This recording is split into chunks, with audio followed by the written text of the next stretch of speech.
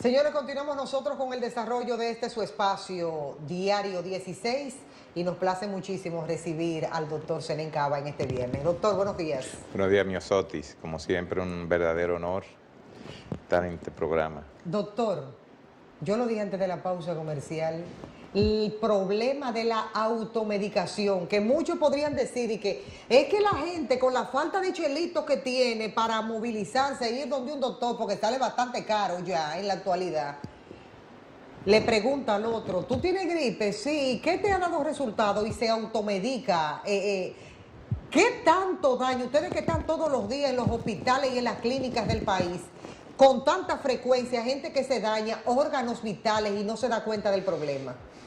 Bueno, lo primero que deberíamos definir qué es un medicamento. Son sustancias orgánicas o no que se administran a los pacientes o a las personas con dos finalidades importantes: o tratar o prevenir.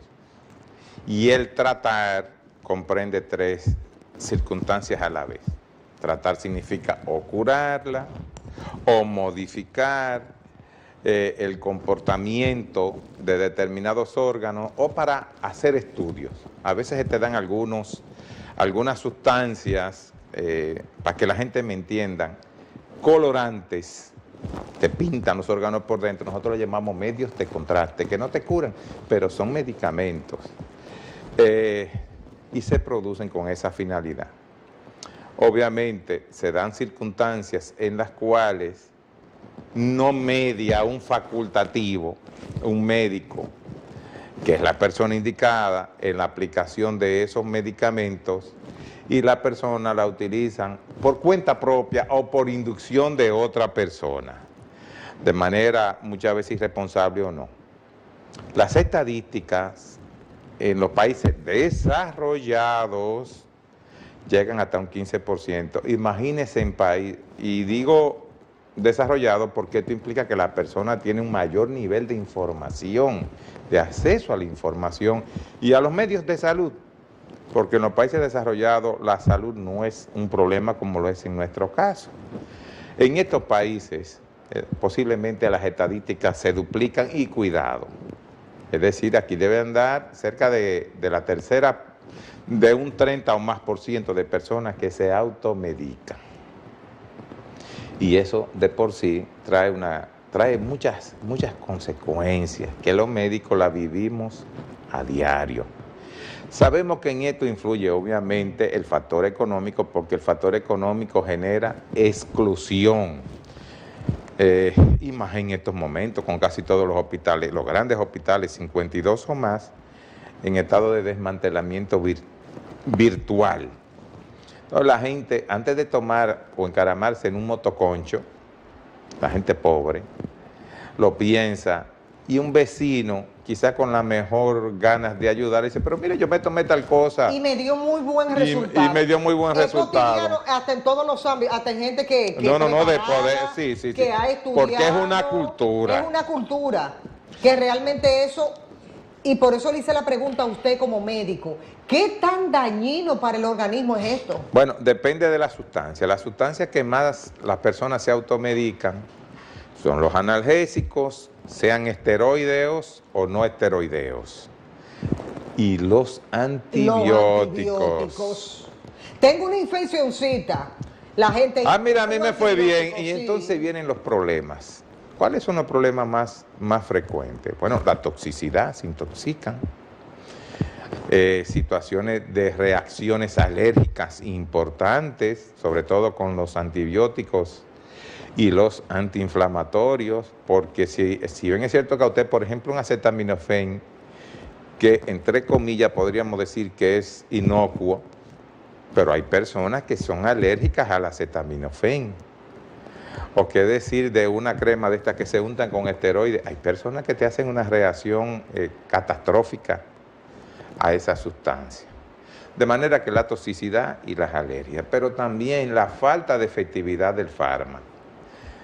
Por varias razones. Primero, quien te lo indica, al no ser facultativo, no te dice cómo debe de tomarse cuánto debe de tomarte, ni por qué tiempo debe Ni de la tomarte. cantidad de veces al día. Exacto. Entonces, mira, a mí me fue bien con este medicamento, tómatelo. Y la persona se toma uno y a lo mejor se siente bien en el momento.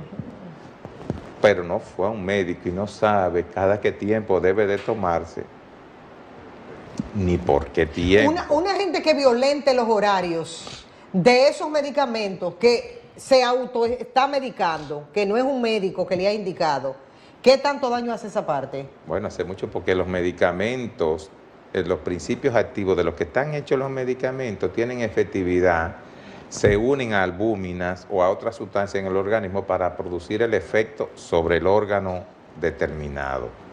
Y sucede que esas sustancias tienen un tiempo de alcanzar una concentración determinada en la sangre para hacer su efecto.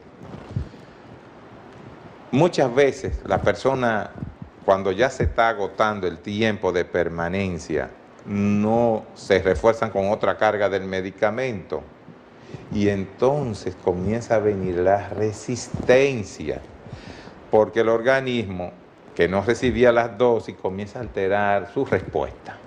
Y entonces las personas dejan de hacer, el medicamento deja de hacer sus efectos, aún tú lo vuelvas ya a tomar, porque el organismo comienza a crear resistencia, porque no lo tomaste ni en la cantidad, ni en el tiempo que debiste haberlo tomado. La gente que se toma, por ejemplo, me estoy tomando unos antibióticos, se toman 2 El que la hoy. gente más conoce la amoxicilina. Sí, se toma 2. Cada 6 horas.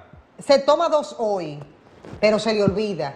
Y el que tenía el tercero que tenía que tomarse hoy, dice, mañana me acuerdo y me lo tomo mañana. ¿Qué pasa con eso? Muy mal. No hace ningún tipo de efecto. No, en primer lugar no te hace efecto y lo peor, lo que es peor, usted se vuelve insensible en el futuro a ese medicamento. El organismo comienza a crear resistencia ya a ese fármaco. O el germen que tú tienes dentro, la bacteria o el microbio.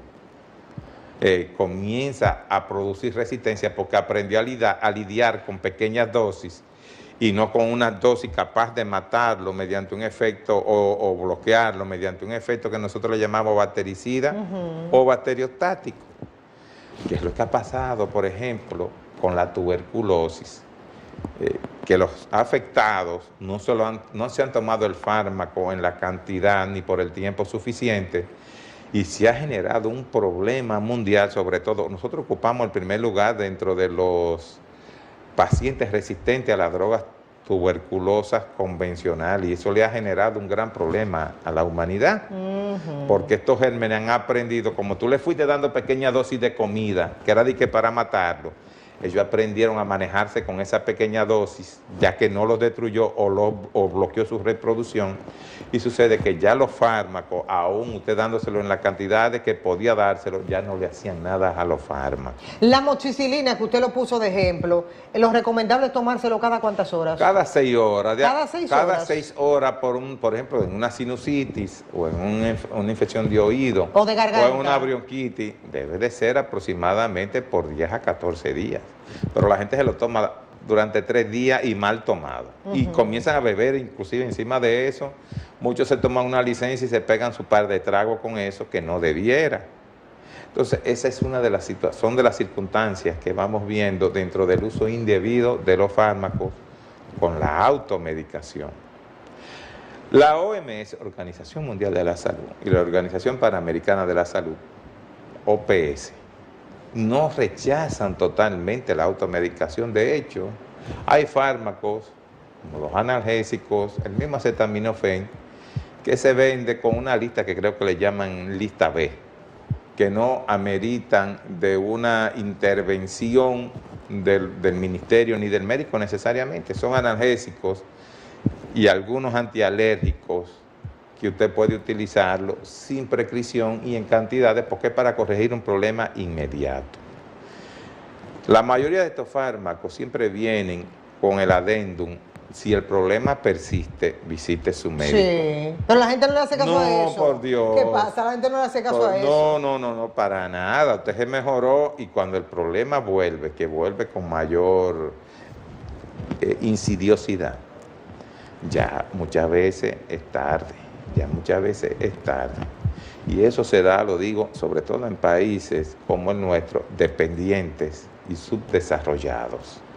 De manera que la automedicación no es aconsejable, exceptuando en personas con cierto nivel de responsabilidad que deciden hacerlo, pero que ellos mismos se comprometan a visitar un médico o un facultativo, ¿no?, que pueda orientarlos debidamente.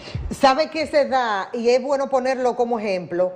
En el caso de ahora, que la gente, que todo el mundo está, ay, que quiero, que la dieta, que las cosas. Entonces, tú vas donde un endocrinólogo y te dice, mira, que te hace los análisis y todo ese tipo de cosas. Tú tienes que tomar esto y esto. Y entonces yo te veo bien, delgada y en forma, y te digo, dame la dieta. ¿Fue una dieta que te pusieron? Sí, dámela, para aplicármela yo misma. Y entonces yo me quedo igualita con todos mis libras. Y dice que los fármacos no sirvieron. No sirvieron. O lo que es peor, se está dando la situación, ya no tanto porque murieron personas. Recuérdese que en los tiempos en que el barrio chino abrió, muchos jóvenes iban allí a buscar infusiones, sí, para prepararla y rebajar. Y murieron muchas personas en ese intento. Porque inclusive la prescripción que tienen, o el adendum donde tú te orientas, no la tienen en español. La gente debe de leer, no, debe de leer. A eso se le llama en medicina prospecto. Pero es ese listado con letras chiquitas, que yo no sé por qué debieran de tener algo, ponerla más con letra grande y letra grande para que la gente pero la sepa. gente no debe de votarlo. Sí. El prospecto, la gente no debe de votarlo. Doctor, pero es que la autoridad tiene que estar y velar por eso. Ay, pero por Dios, la autoridad. Ahí están hablando de nuevo de sacar a la calle 2 o 3 guardias o 2 o 3 personas.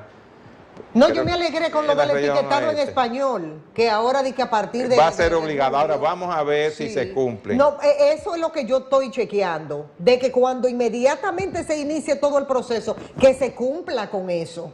Yo me voy a dar mi paseo por todos los lugares, a ver si es verdad. Sería correcto, porque uno de los grandes problemas del consumidor dominicano es que no hay protección. Porque no, exactamente, no hay ni el respeto soberano. Sí. Y lo mismo pasa con muchos fármacos, que los prospectos vienen en alemán, en francés, en árabe, en chino, pero en español no viene. En español no viene. Entonces usted se lo toma. A veces se lo mandan hasta de Estados Unidos. Mira, me indicó esto el médico. Ahora con la modernidad tú le mandas la foto por WhatsApp. Y de allá te lo mandan con toda la literatura en un idioma que usted no lo entiende para nada. Y así no es posible, porque usted está exponiendo lo más sagrado que usted tiene, que es la vida. De manera que la automedicación hace más daño que bien, exceptuando, como le dije, esos pequeños fármacos que deben de actuar inmediatamente, antialérgico, un antitusivo, pero no se debe de dejar de leer la prescripción. Siempre y cuando venga en español, doctor. Exactamente. Siempre y cuando sea en español, porque si viene en otro idioma, a uno le dice, a veces el que te está vendiendo el producto, tú le preguntas, que ese es otro problema. Este país es muy concurrida la práctica ancestral. Sí. De ir donde el farmacólogo y decirle, mira, a mí me está pasando tal cosa. Y el farmacólogo se presta a ese juego. Claro que sí. No, porque para él demostrar como que él es un especialista. No, y para vender. Sí. Para vender y te dice, mira, el más recomendable es este, yo te lo recomiendo. Y tú le preguntas, ¿y cuánto cuesta? 2.500 pesos. Sí. Es una actitud irresponsable, tanto del que va a comprarle, a preguntarle, como del propio farmacólogo. El que está vendiendo en una farmacia solamente tiene orientaciones básicas. De lo que es el fármaco. Al menos que no sea el farmacéutico mismo que esté ahí frente a la farmacia, que en la mayoría de los casos no está. Eso es así. No, son asistentes de él, y él lo que hace es que o supervisa o hace esas funciones. A veces están en su farmacia. En la mayoría de los práctica, doctor, en la mayoría de los casos no está. Esa práctica es muy socorrida en nuestro país.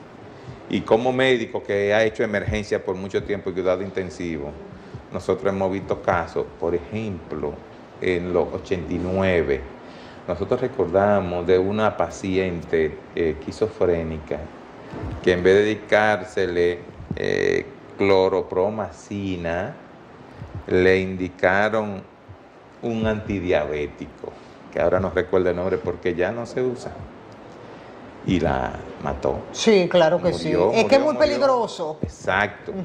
Porque a veces hay nombres que se parecen. Hay el nombre, existe un nombre que no lo voy a mencionar por respeto a los patrocinadores de este programa, de un analgésico y una sustancia para producir erección. El analgésico es para quitar dolor, pero el otro fármaco es para producir erección. Tiene fines eróticos. Sí. En los masculinos. Y tienen unos nombres que son casi los mismos nombres. Por eso la gente debe detenerse a leer. Pero más importante que eso es no automedicarse. No automedicarse. No automedicarse. Ni tomarse de que lo que al otro le ha dado resultado, de que déjame tomármelo yo. Y mucho menos en alusión al corto que usted presentó, tomar infusiones. Yo recuerdo, todavía se hace en algunos sitios, y a mí me la dieron, yo no sé, yo soy un sobreviviente como muchos de nosotros, los niños de las posguerras, nosotros los que fuimos de los 60, se nos daban infusiones hasta de hojas de tuatúa, y la tuatúa, que no la había ahí, es altamente tóxica, sobre todo para el hígado, entre otros tipos de plantas, de los cuales se hacían brebajes. A la gente le gusta todo lo que sea té, no importa de qué sea, de qué es esto. Se lo toma sin saber. ¿Cómo es que se llama la planta que se hizo famosa, que se hace en los té? La moringa. La moringa. Óyeme, que yo me he tomado, cuando yo fui ahora hace un par de meses, que me tomó unos días y me fui para el campo, me hicieron ahí mismo, pues yo estaba mirando mi mata de moringa ahí mismo, cuando arrancaban todo ese tipo de cosas. Vimos en la Lincoln y en la Churchill, en la 27 completa, muchísimos ramos que vendiendo la que moringa. El que no conocía eso, yo nunca lo compré, yo decía, pero como yo no conozco la moringa, ¿cómo yo me voy a poner a comprar unos ramos en una esquina para hacer un té? Y la gente se paraba y lo compraba. Óigame, los fármacos todos tienen sus efectos secundarios, hasta los alimentos. Sí.